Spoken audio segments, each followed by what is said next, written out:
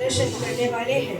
हमें ये पूरा यकीन है कि आपको हमारा एक्ट देख के उस पवित्र मेमने के बारे में और उसके शिक्षा के बारे में बहुत कुछ सीखने व जानने मिलेगा। तो आपसे ये अनुरोध है कि हमारे साथ दे और अंत तक शांति बनाए रखें। यीशु का जन्म इस प्रकार में हुआ। जिब्राइल स्वर्गदूत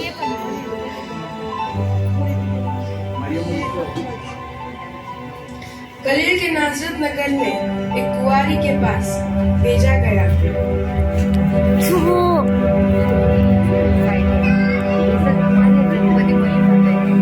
उस कुंवारी का नाम मरियम था। स्वर्गदूत ने उसके भीतर आकर कहा,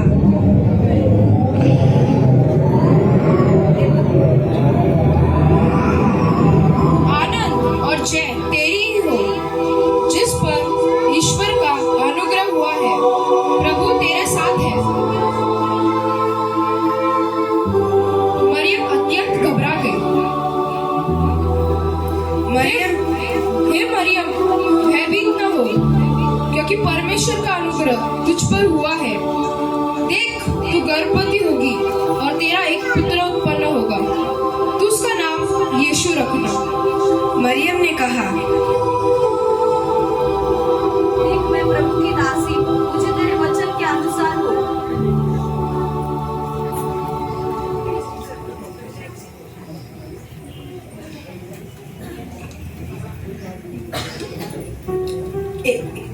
एक पुरुष था जो धर्मी था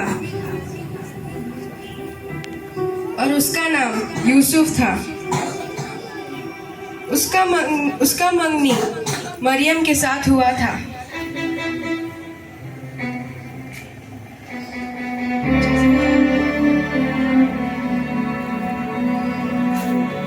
यूसुफ जो धर्मी था और मरियम को बदनाम करना नहीं चाहता था और उसे चुपके से त्याग देने का विचार किया। जब वो उन बातों को सोच ही रहा था, स्वर्गदूत उसे स्वप्न में दिखाई देकर इन बातों को कहा, हे यूसुफ, दाऊद की संतान, तो अपनी पत्नी मरियम को अपने यहाँ लाने से मत डर, क्योंकि जो उसके गर्भ में है वो पवित्र आत्मा की ओर से है। तू उसका नाम यीशु रखना, क्योंकि वह अपने लोगों को उनके पापों से उद्धार करेगा।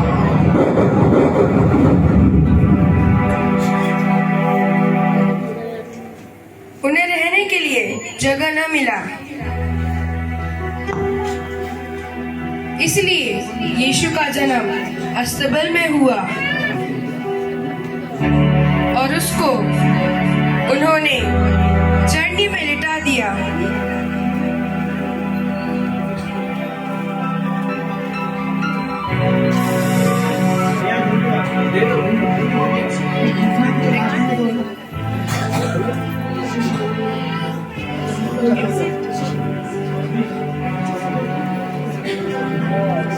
उस देश में कितने गडरिये थे।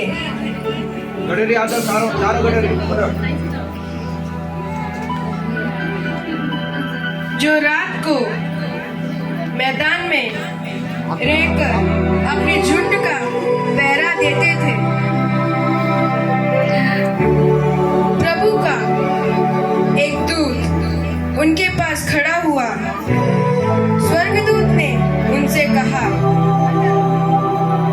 मत डरो, क्योंकि देखो, मैं तुम्हें बड़े आनंद का सुसमाचार सुनाता हूँ, जो सब लोगों के लिए होगा। कि आज दाऊद के नगर में तुम्हारे लिए एक उद्धारकर्ता जन्मा है, और यही मसीह प्रभु है। तुम एक बालक को कपड़े में लिपटे हुए और चरनी में पाओगे।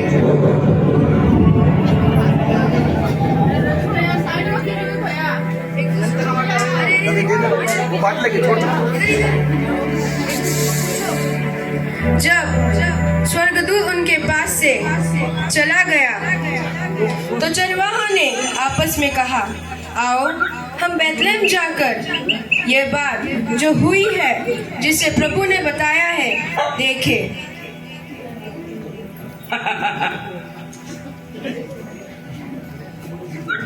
उन्होंने तुरंत जाकर मरियम और यूसुफ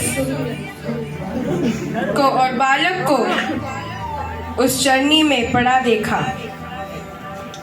इन्हें देखकर उन्होंने वह बात जो इस बालक के विषय में उनसे कही गई थी प्रकट की, और सब सुनने वाले बातों से चरवाहों ने उनसे कही आश्चर्य किया।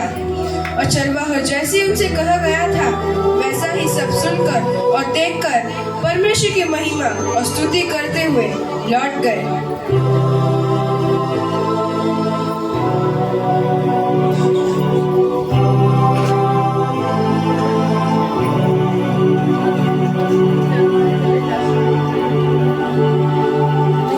फिर यीशु के माता पिता प्रतिवर्ष उसे फसह के पर्व में यरूशलेम ले जाया करते थे।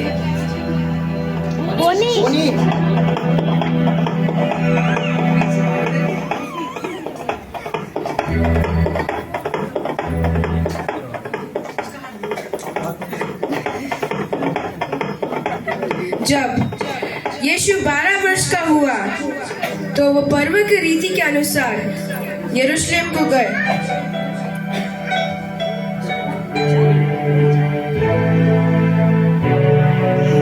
यीशु बुद्धि और डील डौल में और परमेश्वर और मनुष्य के अनुग्रह में बढ़ता गया।